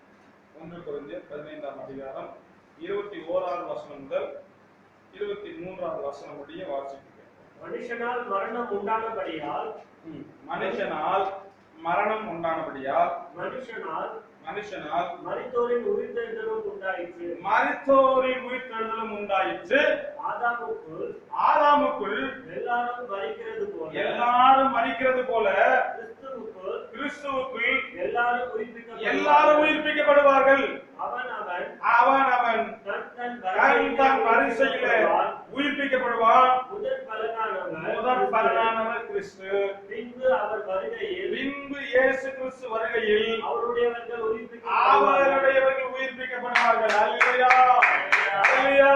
இயேசு கிறிஸ்து உயிர்த்தெழுந்தபடினாலே உங்களுக்கும் உயிர்த்தெழுதல் உண்டு என்று ஒரு சத்தியத்தை, ஒரு நிச்சயத்தை உங்களுக்கு எழுதி கொடுக்கப்பட்டிருக்கிறது. எப்படி ஒரே மனுஷன் ஆதாமினாலே முழு உலகத்தின் மேலும் பாவமும் சாபமும் வறுமையும் வியாதியும் மரணமும் வந்ததோ, அப்படியே ஒரே மனுஷனாம் ஒரே தேவனாம் ஆண்டவராக இயேசு கிறிஸ்துவின் மூலமாய் உயிர்த்தெழுதல் உங்களுக்கு உண்டாயிருக்கிறது. அல்லேலூயா. உங்கள் ஆத்துமாவுக்கு ரட்சிப்பு மட்டுமல்ல, உங்கள் சரீரத்தின் உயிர்த்தெழுதல் உண்டாயிருக்கிறது. நண்பர்களுடைய பிள்ளைகளே, உயிர்த்தெழுந்த இயேசு உங்களுக்கு உயிர்த்தெழுதலை பரிசாய் கொடுத்திருக்கிறார். அல்லேலூயா. நீங்கள் நானே நினைச்சு பார்த்தோமா, மரித்து போனாலதான் எப்படா சரியில எழுந்து போகுது. ஆனா உங்களுக்கு எனக்கு ஒரு விசேஷத்தை பார்க்க. அல்லேலூயா. நீங்கள் நானும் உயிர்த்தெழுதலை காண்போம். அல்லேலூயா, அல்லேலூயா. நல்லா கவனித்து பாருங்க. ஆதாமுக்குள் எல்லாரும் மரிக்கிறது போல உயிர் தெரிந்த கிறிஸ்துவுக்குள் எல்லாரும் உயிர்ப்பிக்கப்படுவாங்க. எத்தனை பாக்கியம். நண்பர்களுடைய பிள்ளைகளை பாக்கியம் முடிந்து போகும். என் குடும்பம் அவ்வளவுதான்.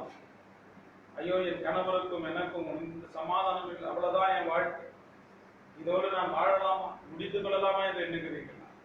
ஐயோ, என் எதிர்காலம் இருந்து விட்டது, எனக்கு படிப்பு சரியா வரல, ஐயோ எல்லாருக்கும் முன்னாடி நான் எப்படி வாழ போறேன், என்னை கேலி பேசுவார்களே என்று சொல்லுகிறீர்களா? ஐயோ, குடும்பம் எல்லாம் என்னை ஒதுக்கி வைத்து விட்டது, அல்லவோ என்னை நேசிப்பதற்கு ஒருவரும் இல்லை, என் தேவைகளை சந்திப்பதற்கு ஒருவரும் இல்லை, எனக்கு உதவி செய்வதற்கு ஒருவரும் இல்லை, நான் என்ன செய்வேன், ஐயோ என் வாழ்க்கையை தோற்றுவிட்டேன், வியாபாரத்தில் தோற்றுவிட்டேன், நான் கடனாளி ஆகிவிட்டேன் என்று கவலைப்படுகிறீர்களா? இன்றைக்கு கர்த்தர் உங்கள் வாழ்க்கையை உயிர்ப்பிப்பார், உங்கள் எதிர்காலத்தை உயிர்ப்பிப்பார், உங்கள் பிள்ளைகளை உயிர்ப்பிப்பார், உங்கள் அறிவை உயிர்ப்பிப்பார், உங்கள் ஞானத்தை உயிர்ப்பிப்பார், உங்கள் ரட்சிப்பை உயிர்ப்பிப்பார், உங்களுடைய எல்லா சரீரங்களையும் உயிர்ப்பிப்பார். உயிர்த்தெழுந்த இயேசு எல்லாரும் ஆதாமுக்குள் மரித்துக் கொண்டிருந்தார். இந்த உயிர்த்தெழுந்த இயேசு வராவிட்டால் நமக்கு உயிர்த்தெழுதலே இல்லைங்க. உயிர்த்தெழுந்த இயேசு நம்முடைய ஆண்டவராக இயேசு கிறிஸ்து மரணத்திலிருந்து உயிர்த்தெழாவிட்டால் உங்களுக்கு எனக்கு உயிர்த்தெழுதல் இல்லை. நீங்களும் நானும் ஒரு காரியம் முடிஞ்சு போச்சுன்னு சொன்னா அது மறுபடியும் துளிர்க்கும் என்று எதிர்பார்ப்பது வீணான காரியம். ஆனால் ஆண்டவராக இயேசு கிறிஸ்து மரித்தோரின் உயிர்த்தெழுந்தபடினாலே மரித்து போயிருக்கிற உங்க வாழ்க்கை இன்னைக்கு உயிர்த்தெழுது. மரித்து போயிருக்கிற உங்க சந்தோஷம் இன்னைக்கு உயிர்த்தெழுது. மரித்து போயிருக்கிற உங்கள் சரீரத்தின் உறுப்புகள் இன்றைக்கு உயிர்த்தெழுது. இயேசுவின் நாமத்தினால் அப்படியே உண்டாயிருப்பதாக, அப்படியே உயிர்த்தெழுவதாக. யார் யாருடைய வாழ்க்கையை மரித்து போனது போல, யார் யாருடைய வருமானம் மரித்து போனது போல, யார் யாருடைய சரீரம் மரித்து போனது போல, யார் யாருடைய உறுப்புகள் மரித்து போனது போல, யார் யாருடைய ஜெபம் மரித்து போனது போல, யார் யாருடைய விசுவாசம் மரித்து போனது போல இருக்கிறதோ அவைகளை இன்றைக்கு கர்த்தர் உயிர்த்தெழ செய்கிறார். இன்றைக்கு நசரேயனாகிய இயேசு கிறிஸ்துவின் நாமத்தினால் உயிர்த்தெழுந்த இயேசு கிறிஸ்துவின் நாமத்தினால் அவைகள் எல்லாம் உயிர் தெழட்டும், அவைகள் எல்லாம் உயிர் தெழட்டும், இயேசுவின் நாமத்தினால் உயிர் தெழட்டும் என்று சொல்லி சொல்லிக்கிறார். அப்படி உயிர் தெழுகிறார். அல்லேலூயா, அல்லேலூயா. கர்த்தர் நிச்சயமாகவே உங்களை உயிர் தெழ செய்வார். என் நண்பர்களுடைய பிள்ளைகளை, உயிர் தெழுதல் எப்படி உண்டாகிறது? அல்லேலூயா. பாருங்க, உயிர் தெழுதல் என்ன? உயிர் தெழுதல் எப்படி எப்போது உண்டாகும்? 1 கொரிந்தியர் புத்தகம் 15:42 முதலாவது வாசிப்போம். என்பதா மரித்தோரின் உயிர்த்தெழுதலும் அப்படியே இருக்கும். அழிவுள்ளதாய் விதைக்கப்படும், அழிவில்லாததாய் எழுந்திருக்கும். அல்லேலூயா. மரித்தோரின் உயிர்த்தெழுதல் எப்படி இருக்குமா? அப்படியே இருக்கும்னு சொல்லுவார். அப்படின்னா என்னங்க?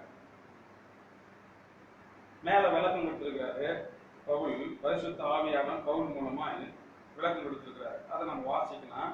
நீங்க பாருங்க, 37வது வசனத்திலிருந்து நான் வாசிக்கிறேன். நீ விதைக்கிற போது இனி உண்டாகும் மேனியை விதையாமல். அல்லேலூயா. ஒரு விதை, நீ போட்ட விதையே வரப்போறதில்ல. அந்த விதையை செடியா முளைத்து அதுக்குள்ளிருந்து அதே மாதிரி விதைகள் முளைக்கும். நீ விதைக்கிற பொழுது இனி உண்டாகும் மேனியை விதையாமல் கோதுமை அல்லது மற்றொரு தானியத்தினுடைய வெறும் விதையே விதைக்கிறாய். அதற்கு தேவன் தமது சித்தத்தின்படியே மேனியை கொடுக்கிறார். விதை வகைகள் ஒவ்வொன்றுக்கும் அதற்கேற்ற மேனியை கொடுக்கிறார். எல்லா மாம்சமும் ஒரே விதமான மாம்சம் அல்ல. அப்படின்னா மனுஷ மாம்சங்கள் ஒவ்வொன்றும் வேறன்னு சொல்லுங்க. எல்லா மாம்சமும் இங்க வேற மாம்சம் சொல்றாரு. எல்லா மாம்சம் ஒரே விதமான மாம்சம் அல்ல. மனுஷருடைய மாம்சம் வேற, இல்லையா? மிருகங்களுடைய மாம்சம் வேற, மச்சங்களுடைய அதாவது மீன்களுடைய மாம்சம் வேற, பறவைகளுடைய மாம்சம் வேற. 4 பார்க்கிறோம்: மனுஷன், மிருகம், மீன் வகைகள், பறவை வகை. இந்த 4 விதமான ஜீவனுடைய மாம்சம் வெவ்வேறு. அல்லேலூயா. இப்ப அடுத்து 40வது, வானத்துக்கு உரிய மேனிகள் உண்டு. என்ன உண்டு? வானத்துக்கு உரிய மேனிகள் உண்டு, பூமிக்கு உரிய மேனிகள் உண்டு. இப்ப இருக்கிற மேனி என்ன மேனி? எனக்கு உங்களுக்கு இருக்கிற சரீரம் என்ன? இந்த சரீரத்துக்கு இது பேர் என்னது? மேனி. மேனினா என்ன? ஸ்கின், சரீரம், அழகு, மாம்சம் அப்படின்னு அர்த்தம். இந்த மேனியானது பூமிக்குரியது. ஆனா வானத்துக்கு ஒரு மேனி இருக்குது. அந்த மேனி நம்ம பெற போகிறோம் உயிர்த்தெழுதல்ல. இல்லையா? வானத்துக்குரிய மேனியுடைய மகிமையும் வேற, பூமிக்குரிய மேனியுடைய மகிமையும் வேற. இந்த மேனி உங்களுக்கு கருப்பா இருக்குது, சிவப்பாகுது, சில பேரு அரி போறது, அது வருது, இது வருது அப்படின்னு நினைக்கிறீங்க. ஆனா வானத்துக்குரிய மேனி பிரகாசமா இருக்கும். எப்படி இருக்கும்? அப்படியே உங்களுக்கு உங்க உடம்புக்குள்ள ஒரு லைட்டை பாய்ச்சினா எப்படி இருக்கும்?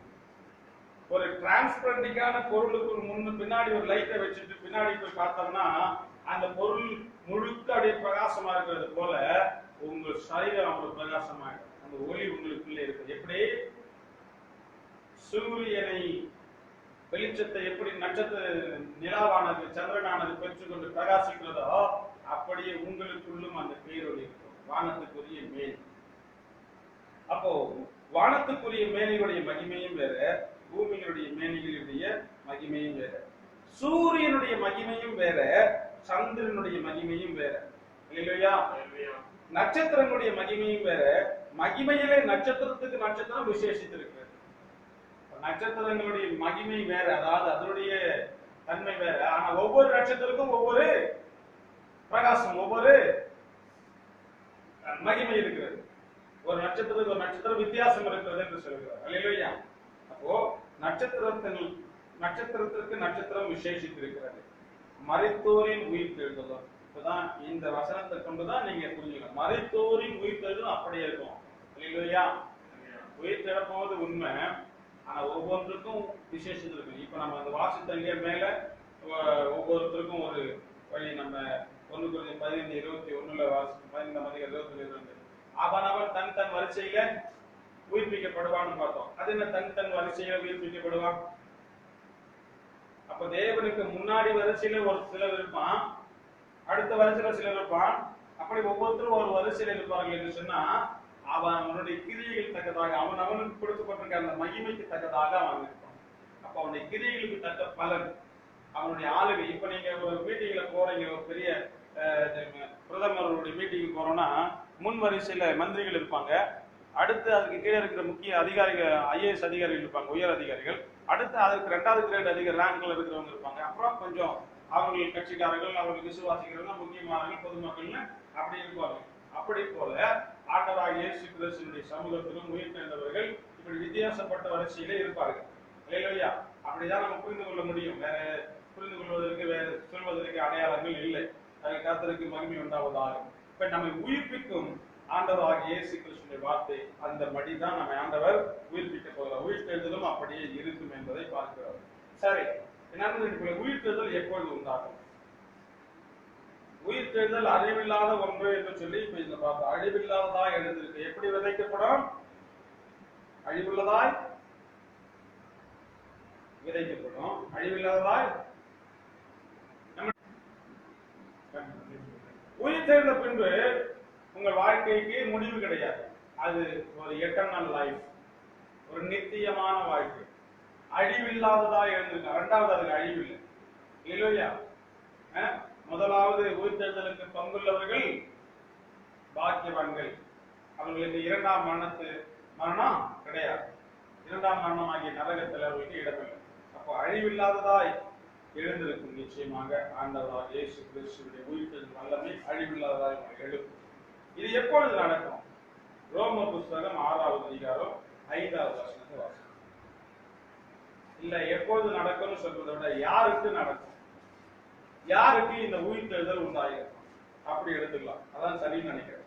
அன்றியும் நாம் பலனற்றவர்களா இருக்கும்போது, அன்றியும் நாம் இல்ல 5வது வசனம், 6ஆம் அதிகாரம் 5வது வசனம்.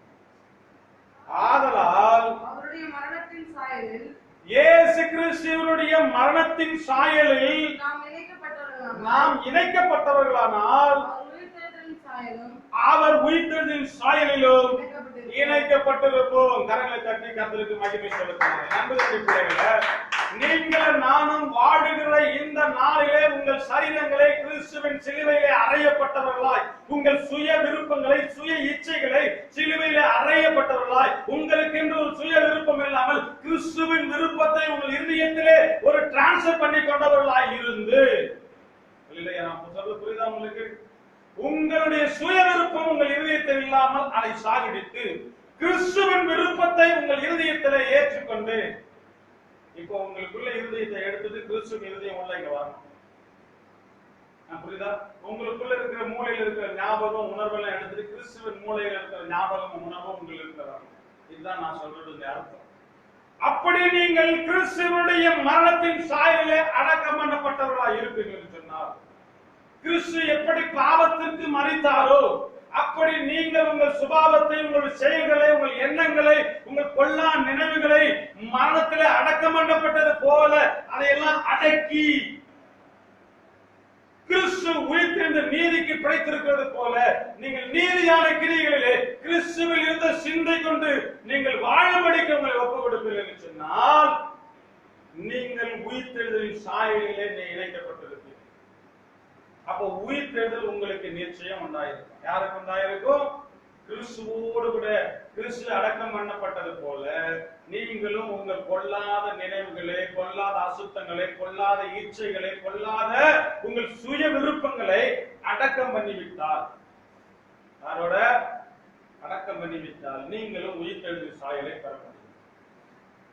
அடக்கம் பண்ணாதவங்க பெற முடியாது. அது என்ன செய்யனா, உன் சுய இச்சை உன்னை அந்த உயிர்த்தெழுதலுக்கு தூரமா தள்ளிட்டு போகும். உனக்குள்ள வேசித்தனம், உனக்குள்ள விபச்சாரம், உனக்குள்ள பகை, உனக்குள்ள கோபம், உனக்குள்ள கொலைகார சிந்தனை, முகாந்திரம் இல்லாம கோபித்துக் கொள்ளுகிற காரியம், சும்மா உனக்குள்ள என்ன செய்ய, யாரை பார்த்தாலும் பழித்திருக்க வேண்டும் என்கிற எண்ணம், இது என்ன செய்யும்? அந்த உயிர்த்தெழுதல் சாயலிலிருந்து உன்னை வேறு பிடித்து மரணத்தின் சாயலுக்கு கொண்டு போயிடும். இல்லையா? கிறிஸ்து பவுல் சொல்லுகிறார், நான் சிலுவையில் அறையப்பட்டேன், இனி நான் அல்ல, என்னில் கிறிஸ்துவே பிழைத்திருக்கிறாரு சொல்லு. ஏன்னா யோசித்து பாருங்க, சிலுவையில அறையப்பட்டாரா பவுல்? பவுல் சிறை சேதம் பண்ணப்பட்டு மரித்தார் என்றுதான் வரலாறு சொல்லுகிறது. வேத புருஷர்கள் சொல்லுகிறார்கள், வேத ஆராய்ச்சியாளர்கள் சொல்லுகிறார்கள். ஆனா சிலுவையில் அறையப்பட்டேன் என்று சொல்லுகிறார். இது உண்மையா? அப்ப வேதம் பொய் சொல்கிறதா? சிந்திக்க வேண்டும். இல்லையா? பவுல் சிலுவையிலே அறையப்படவில்லை. சிலுவையிலே அறையப்பட்ட அந்த நிலைக்கு தன்னுடைய இருதயத்தை ஒப்பு கொடுத்து விட்டார். தன்னுடைய ஆசை இச்சைகளை சிலுவையிலே அறைந்து விட்டார். என்ன செஞ்சாரு? தனக்குள் இருந்த சுய விருப்பமான ஆசைகளையே இச்சைகளையே, நான் இப்படி வாழ வேண்டும், நான் இப்படி இருக்க வேண்டும், நான் பெரிய ரவி, நான் பெரிய டாக்டர் முடித்திருக்கிறேன், நான் வேதத்தை எல்லாம் கற்றிருக்கிறேன், அவைகளினாலே நான் பெருமை கொண்டிருக்கிறேன், நான் ரோம குடியுரிமை இல்லவே, நான் பரீட்சையினுடைய மகன், நான் எல்லாவற்றையும் அறிந்திருக்கிறேன், கரைத்து குடித்திருக்கிறேன், எனக்கு தெரியாத ஞானம் ஒன்றுமே இல்லை, ஆகவே நான் யாருக்கும் கட்டுப்பட மாட்டேன், நான் இப்படித்தான் இருப்பேன் என்று சொல்லாமல் அவைகளெல்லாம் கிறிஸ்துவுக்காக லாபமான அனைத்தையும் நஷ்டமாக எண்ணி அவைகளெல்லாம் மூட்டை கட்டி குப்பையில எரிந்தது போல அதை விட்டுவிட்டு தன்னுடைய சுய விருப்பத்தையும் தன்னுடைய அறிவையும் தான் கற்றறிந்த ஞானத்தையும் நான் இதுவரைக்கும் பழைய ஏற்பாட்டு வேதாகமத்தை கடித்து கரைத்து பிடித்திருந்த அந்த ஞானத்தை எல்லாம் சிலுவையில அறைந்து விட்டு நான் புதிதாய் பிறந்த குழந்தையை போல கிறிஸ்துவின் சிலுவையினாலே உயிர்த்தெழுதினால் வருகிற அந்த மகிமை, அந்த வல்லமை, அந்த ஞானத்தை, அந்த ஒளியை பெற்று நான் புதிதாய் கிறிஸ்துவிடத்துல வளருகிற குழந்தையை போல வளர்ந்து நான் கிறிஸ்துவுக்காய் ஜீவனம் செய்கிறேன் என்று சொன்னார். அதுதான் நான் சிலுவையில் அறையப்பட்டேன், இனி நான் அல்ல, நான் சிலுவையில செத்து போயிட்டேன், என் ஆசையின் சுபாவங்களை எல்லாம் சாக கொடுத்து விட்டேன், இனி இது கிறிஸ்துவே பிழைத்திருக்கிறார் சொல்லி கிறிஸ்துவனுடைய சிந்தையும் கிறிஸ்துவனுடைய உணர்வும் கிறிஸ்துவனுடைய சுபாவம் அவருக்குள்ளே உண்டாயிருந்ததை குறித்து அவர் சாட்சி சொல்லுவதை பார்க்கிறோம். நண்பர்களுடைய பிள்ளைகளே, கிறிஸ்துவனுடைய உயிர்த்தெழுதலை இணைக்கப்பட வேண்டும் என்று சொன்னார். உங்களுடைய சுயம் அவருடைய மரணத்திலே அடக்கம் பண்ணப்பட வேண்டும். நம்ம எல்லாருடைய சுயம் மரணத்தின் சாயலை அடக்கம் பண்ணப்பட்டிருக்குமானால் உயிர்த்தெழுதின் சாயலை நிச்சயமாய் நாம் இணைக்கப்படுவோம். நண்பர்களுடைய பிள்ளைகளே, அதற்கு நாம் ஒப்பு கொடுப்போம். அல்லேலூயா, அல்லேலூயா, அல்லேலூயா. அடுத்ததாக 1 பேதுருவின் புத்தகம் 31ஆம் அதிகாரம் 21வது வசனத்தை நாம் வாசிக்கலாம். 1 பேதுரு 3ஆம் அதிகாரம் 21வது வசனம். தப்பு, அவங்க 3-4வது அதிகாரம் தான் இருக்கும். அதற்கு ஒப்பனையான ஞானஸ்நானமானது மாம்ச அழுக்கை நீக்குதலாயிராமல் தேவனை பற்றும் நற்மனசாட்சியின் உடன்படிக்கையாய் இருந்தது. இப்பொழுது நம்மையும் இயேசு கிறிஸ்துவினுடைய உயிர்த்தெழுதலினால் ரட்சிக்கிறது. ஆமென் சொல்லலாமா? ஆமென். அல்லேலூயா. அல்லேலூயா. ஞானஸ்நானம் சோப்பு போட்டு குளிச்சா உடம்புல இருந்து போற அழுக்கை நீக்குகிறதா இராமல், அல்லேலூயா. அப்படி நீங்க அழுக்கெல்லாம் போகணும்னா வீட்டுல சோப்பு போட்டு சண்டை போட்டு சந்தனம் போட்டு சீகை போட்டு பால் ஊத்தி இறநீர் ஊத்தி எப்படி வேணாலும் நீங்க 4-5 வாட்டி கூட போட்டு குளிங்க, தப்பு இல்லை. ஆனா ஞானஸ்நானம் ரட்சிப்பை உனக்கு கொடுக்க. ரட்சிப்பு என்பது என்ன? ரட்சிப்பு என்பது என்ன? பாவ மன்னிப்பை உனக்கு தருகிறது. பாவ மன்னிப்பாகிய ரட்சிப்பு. ரட்சிப்புங்கிற இன்னொரு வார்த்தை என்ன? பாவ மன்னிப்பு என்று அர்த்தம். அல்லேலூயா. பாவ மன்னிப்பாகிய ரட்சிப்பை இந்த ஆண்டவராகிய இயேசு கிறிஸ்துவின் உயிர்த்தெழுதல் தான் உங்களுக்கு கொண்டு வந்தது. அல்லேலூயா, அல்லேலூயா. இயேசு உயிர்த்தெழாவிட்டால் ரட்சிப்பு இல்லை. ரட்சிப்பு கர்த்தருடையது. உயிர்த்தெழுந்த இயேசுக்கு வானத்திலும் பூமியிலும் சகல அதிகாரம் கொடுக்கப்பட்டிருக்கிறது. ஆகவே தான் ஆண்டவர் சொன்னார், மத்தேயு புத்தகத்துல வாசிக்கிறோம் கடைசி 28ஆம் அதிகாரத்துல, இதோ நீங்கள் போய் சகல ஜாதிகளுக்கும் பிரசங்கம் பண்ணி சீஷராக்கி அவர்களுக்கு பிதா குமாரன் பரிசுத்த ஆவியினாலே ஞானஸ்நானம் கொடுங்கள் என்று சொன்னார். அல்லேலூயா. முதல்ல நீ பிரசங்கம் பண்ணணும், உயிர்த்தெழுந்த இயேசுவை நீ அறிவிக்க வேண்டும், அப்புறம் அவர்களை சீஷராக்கணும், அதுக்கு பின்புதான் ஞானஸ்நானம் கொடுக்கணும். இங்க சில பேர் உல்டாவா செய்திருக்கிறாங்க. முதல்ல ஞானஸ்நானம் கொடுத்துருவாங்க, அப்புறம் அவங்களை சீஷர் ஆக்குறதுக்குள்ள அவங்க விலகி போயிடுவாங்க. அல்லேலூயா. அவர்களுக்கு பிரசங்கம் பண்றதுக்கு அவங்க இருக்க மாட்டாங்க, சபைக்கு வர மாட்டாங்க. ஆனா அதை ஆண்டவர் சொல்லல. ரட்சிப்பு உயிர்த்தெழுந்த இயேசுவினாலே வந்திருக்கிறது. இன்றைக்கு நீங்களும் நானும் ரட்சிப்பை பெற்றுக்கிறோம் என்று சொன்னால் அந்த உயிர்த்தெழுந்த இயேசு கொடுத்தது. அல்லேலூயா. அது மாம்சத்தில் உங்க சரீரத்தில் இருக்கிற அழுக்கை நீக்குகிறதா இல்லாமல் உங்கள் சிந்தையிலும் நினைவிலும் யோசனையிலும் உங்கள் மூளையிலும் உங்கள் சரீரத்தினுடைய உள்பகுதியில் உள்ளான மனுஷனுக்குள்ளும் இருக்கிற அழுக்கை நீக்குகிறதாய், உள்ளான மனுஷனுக்குள் இருக்கிற பாவ சிந்தனையை நீக்குகிறதாய், உள்ளான மனுஷனின் யோசனையில் இருக்கிற எல்லா காய்மாதாரமான வன்மத்தை நீக்குகிறதா இருக்கிறது. அல்லேலூயா. ரட்சிப்பு இயேசு கிறிஸ்து உயிர்த்தெழுந்ததினாலே உங்களுக்கும் எனக்கு வந்திருக்கிறது. இதை கேட்கிற என்னுடைய பிள்ளையே, இந்த காணொலியை கண்டு கொண்டிருக்கிற கேட்டுக்கொண்டிருக்கிற என்னோட இணைந்திருக்கிற அன்பு நண்பர்களே, விசுவாச பிள்ளைகளே, உங்களுக்கு ரட்சிப்பு உயிர்த்தெழுந்த இயேசுவினாலே வந்திருக்கிறது. அது உங்கள் உள்ளத்தில் இருக்கிற அழுக்கை நீக்கிறதான ரட்சிப்பு. அல்லேலூயா.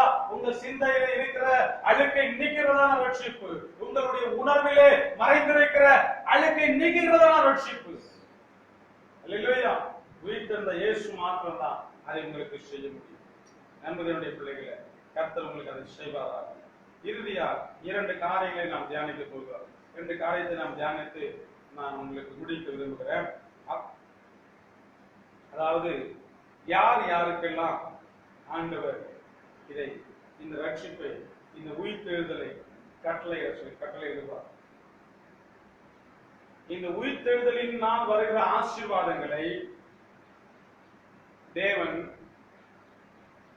யாருக்கு கட்டளையிடுகிறார் என்பதை நாம் இன்றைக்கு பார்க்க போகிறோம். அப்போஸ்தலர் புத்தகம் 10ஆம் அதிகாரம் 42வது வசனம். அப்போஸ்தலர் நடவடிக்கைகள் 10ஆம் அதிகாரம் 42வது வசனம். அன்றியும் அவரே, அன்றியும் இயேசு கிறிஸ்துவே, உயிரோடு இருக்கிறவர்களுக்கும் மரித்தோர்களுக்கும் தேவனால் ஏற்படுத்தப்பட்ட நியாயாதிபதி என்றும். ஆமென் சொல்லலாமா? தேவனால் ஏற்படுத்தப்பட்ட நியாயாதிபதி என்றும் ஜனங்களுக்கு பிரசங்கிக்கவும். இந்த வசனத்துல இந்த பகுதி தான் முக்கியம். ஜனங்களுக்கு பிரசங்கிக்கவும், சாட்சியாக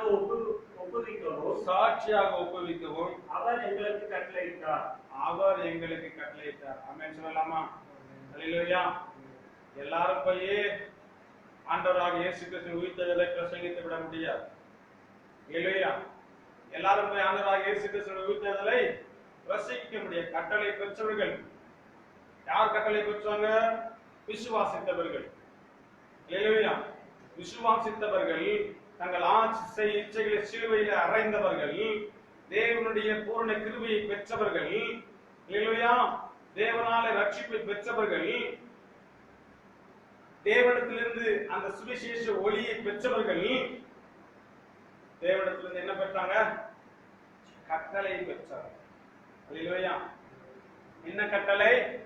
சத்தியத்தை, சுவிசேஷத்தை பிரசங்கிக்கிற, அறிவிக்கிற கட்டளையை பெற்றவர். அல்லேலூயா.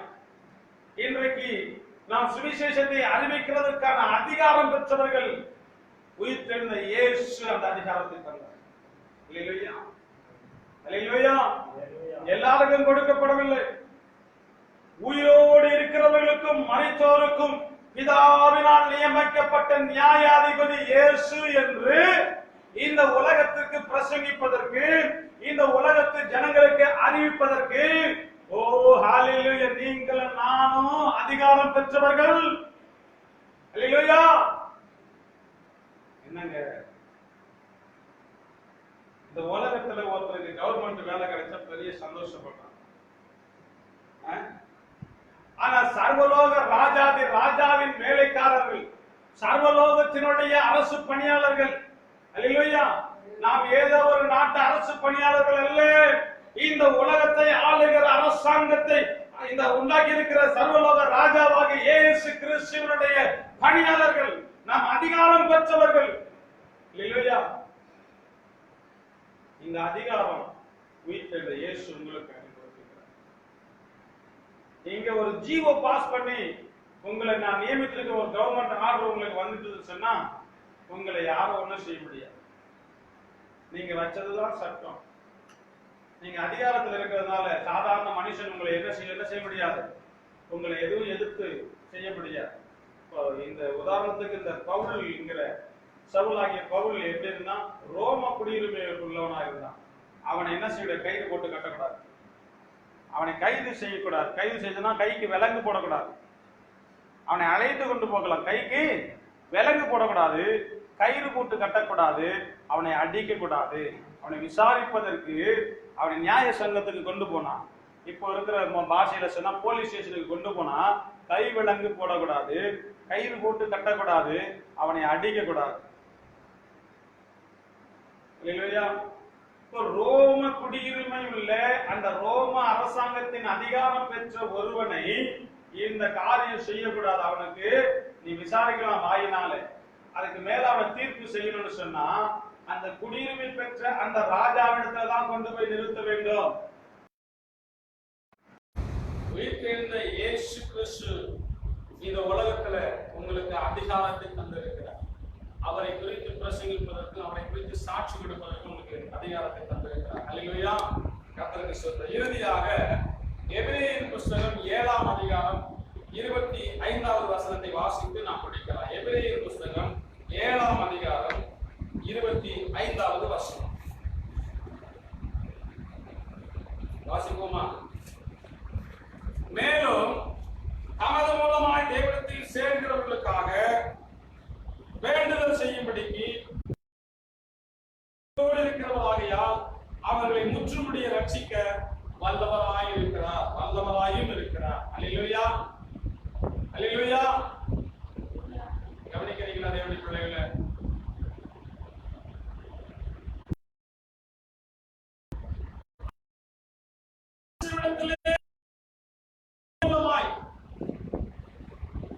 நானே வழியும் சத்தியமாய் இருக்கிறேன் என்று சொன்னவர் இப்போது உங்களுக்கு இந்த பிதாவாகிய தேவனிடத்துல இயேசு கிறிஸ்துவின் மூலமாய் சேருகிறவர்களுக்காக,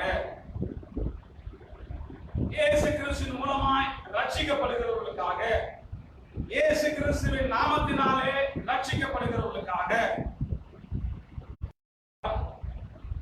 வேண்டுதல் செய்யும்படிக்கு, ஜெபிக்கும்படிக்கு, உங்களுக்காக மன்றாடும்படிக்கு, உங்களுக்காக பிதாவாகிய தேவனிடத்திலே ஒவ்வொன்றையும் கேட்டு உங்களுக்கு ஆசீர்வாதங்களை கொடுக்கும்படிக்கு. நம்முடைய ஆண்டவராகிய இயேசு கிறிஸ்து எப்பொழுதும் உயிரோடு இருக்கிறவராகையால், அவர் உயிர் தெரிந்திருக்கிறபடினாலே, மரணத்தை ஜெயித்திருந்திருக்கிறபடினாலே, அவர் மரணத்தை சாகடித்து அவர் இன்றைக்கும் உயிரோடு நிலைத்திருக்கிறபடினாலே, முற்றுமுடிய உங்களுடைய வாழ்க்கையில எந்த எல்லைகளில் எந்த சூழ்நிலையிலோ முற்றுமுடிய ரட்சிக்க அவர் வல்லவராய் இருக்கிறார். ஹல்லேலூயா. விசுவாசிக்கிற நீங்க கரங்களை தட்டி தேவனை மகிமைப்படுத்துங்க. அவர் உயிரோடு இருக்கிறபடினாலே எப்பொழுது உங்களுக்காக வேண்டுதல் செய்யும்படிக்கு, எப்பொழுது உங்களுக்காக ஜெபிக்கும்படிக்கு, எப்பொழுது உங்களை குறைகளை தேவனிடத்தில் கொண்டு போய் நிறுத்தும்படிக்கு, உங்களை ரட்சிக்க அவர் ரட்சிக்கும்படியாக வல்லவராய் இருக்கிறார். அல்லேலூயா. மரணத்தையே ஜெயித்தவர் உங்களுக்காக மற்றதை செய்யாமல் இருப்பாரோ?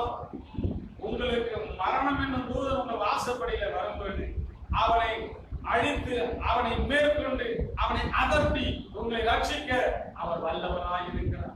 அல்லேலூயா.